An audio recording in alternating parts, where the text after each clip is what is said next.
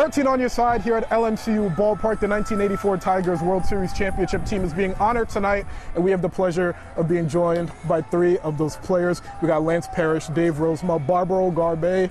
Guys, every time you guys see each other, it feels like a family reunion. So how is it seeing each other again, being honored for that championship? It's always good seeing one another. It doesn't happen very often, but it's great. Exactly. I mean, we made history together. Didn't probably think we were when we first came up. But then when you have a team that wins a World Series in Michigan, being from Michigan, it's a joy every day. And the special thing about that team, you guys were on top from start to finish, 35-5 through your first 40 games. No team has done it since. So when you guys are so dominant like that early on in the season, at what point did you guys think, all right, we could definitely win a World Series now? Well, I think we, from the beginning, from the spring training, we thought we would win that year. Because I remember when Jack Morris was the one who set the tone and told everybody, hey, freaking Baltimore, this is our year. Just get them. You remember that? What people don't realize, I didn't mean to interrupt you, but people don't realize we finished one game behind Baltimore in '83, and we beat them 9 out of 14 times. Beat them more times than they beat us. So we knew we were caliber. They didn't want to play us. We said, give us a chance. So the following year, I mean, these guys, our team, when you get those 8 guys out there, the pitchers, Dan Petrie, Milt Wilcox, and Morris were unbelievable. Then you throw in a wheelie and it was over. And Rozema. Oh, yeah, helped out a little bit. Picked up a couple wins. And the team had so many different personalities. Lance, you were kind of described as the quiet guy, all about his business. But when you're in the corner, kind of quiet and getting your business done, what did you notice about this team that made it so special? Was I quiet? No. I mean, that's what the articles say. I know. And I was, pretty much. I mean, I spoke when I felt I had to speak. But, I just felt like, we had a great nucleus. We had a great group of guys that came up through the system. We've made additions like Barbaro and a few other guys that kind of put the puzzle together. And, after the '83 season, we felt like, hey, we got a chance. And they made some additions in spring training. I mean, I wasn't real thrilled about them in the beginning, but, they obviously worked out pretty good because we traded away some good friends of mine. But, the guys that we got, certainly were up for the challenge and did a great job and helped us out. So it was just an amazing year, and 35-5, like you say, and I don't think it'll ever happen again. I mean, I don't think in my lifetime anyway. And Dave, look, 10 minutes up the road is your hometown of Grand Rapids. You idolized the 1968 squad that won a title. So for you to follow in their footsteps and win a title of your own, how much more did that 1984 championship mean to you? Well, to me, it's like, you keep a vision open, a dream come true. Being from Grand Rapids and being a 68 fan ever since probably 5, 6, 7, and then you get drafted by Detroit, you make the team, you walk on the field in 1977. 8 years later, you win a World Series, which only 4 teams in their history ever did it, and only one team wins a year, and you kind of go, wow, goosebumps. I just feel like a dream came true. But didn't you think after '84 that we were going to do it a couple more times? They got rid of me. I went free agent, they went right downhill. And Barbaro, you were one of the younger guys on the team. Did being a part of this contending team kind of speed up the process of your development and make you more eager to be a contributing member of the team? Well, in my case, I was a rookie, but not really a rookie in baseball. Because I came from Cuba. I was playing for the national Cuban team. I have a lot of experience in international, tournaments. So when I came to United States, I had that type of experience. But when I got to the Tiger, I was one of the lucky one because we won the World Series when I was a rookie, and that's something you can never forget about it. And I was not like the talking guy like it was him or him. As a rookie, I just was. I was a little bit more calm. You let us bat me Right. And look, we can read all the articles, 35-5, best Tigers team ever, but what is something from each of you that you remember that people did not realize at first glance watching you guys play? No injuries. No injuries.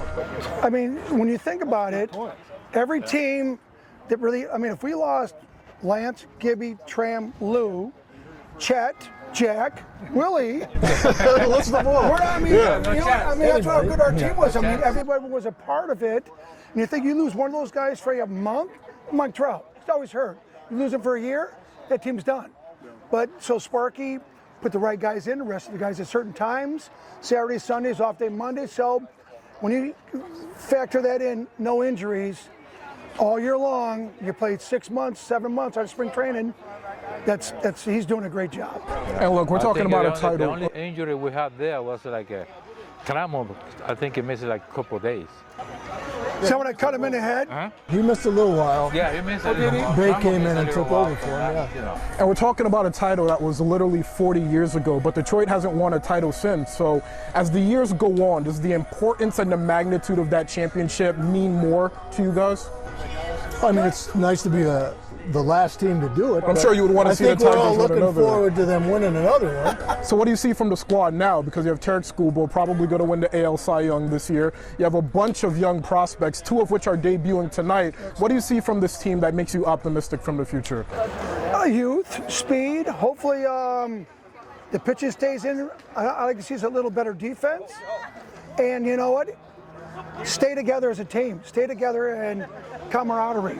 I mean, there was about 15 guys on that team that grew up in the minor leagues together.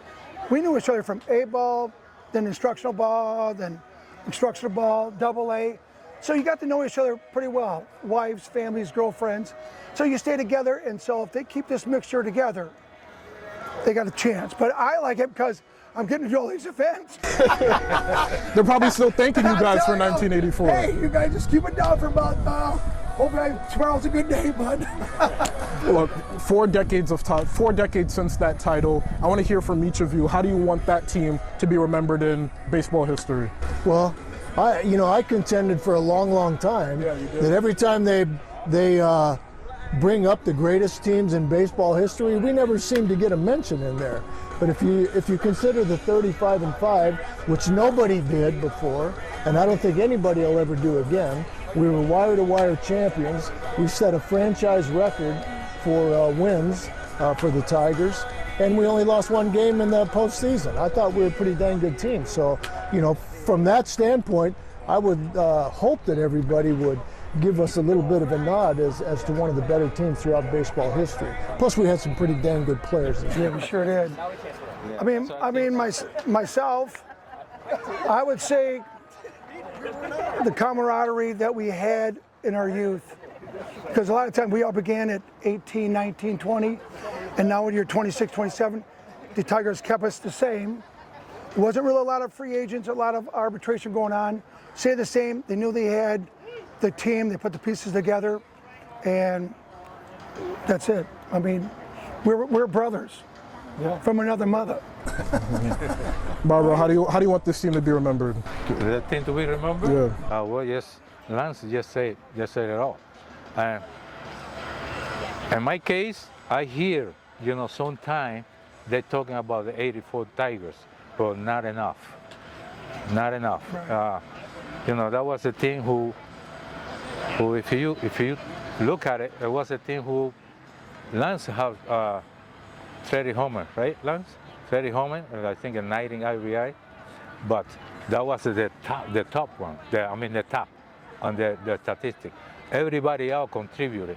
It's hard to see a team right now with everybody contributed and everybody make the team win. Right now it's only 2 or 3 guys. You get those 3 guys out and then you have a good chance to win. Mm-hmm. And our team, no, you got total team effort. You got it. There wasn't 1 or 2 guys that dominated. It was everybody contributed. Even when one of the major guys came out for a rest, the guys that filled in, they go 2 for 4. They got the job done. They made good plays, made double plays, and you kind of go, wow. So we were pretty solid all the way down the line. Exactly. Fantastic. My final question for you guys. Max Clark, number 3 overall pick from last year's draft, is making his Whitecaps debut today. He's batting leadoff, so what's the biggest piece of advice you have for him as he rises up the ranks in baseball? Just do what he's been doing. It doesn't matter what level you play at. You just attack everything with the same intensity. I mean, he obviously knows how to play the game because he got drafted high. He's moving through the system. He might fit right into that puzzle we're talking about, in no time flat. So, we've got very good minor league system. We got some great talent, and he is one of them. So I just hope he goes out there and relaxes and just lets things happen. Stay healthy. Don't go crazy, because you know, pitchers, they find numbers on you, they got books on you. It's going to go out quick on them. If you start hitting the ball hard, they're going to go, we got to find out what this guy does. You're going to find him. So stay focused. Don't get over alarmed. Stay what you're doing, like down here. See ball, hit ball. Keep playing your game. Keep playing his game. Keep playing his game. And one good advice, I'm going to give it to him.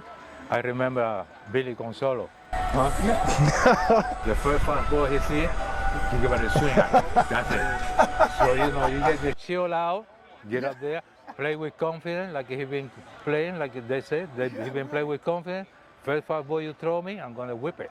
That's philosophy on how to hit a curveball. Don't miss the fastball. Exactly. Fantastic. We could probably go another hour, but congratulations on all the success. 1984 Tigers being honored today. Lance Parrish, Rozema, Barbaro Garbey. Enjoy the festivities tonight, fellas. Thank you. We will. Thank you. Thank you.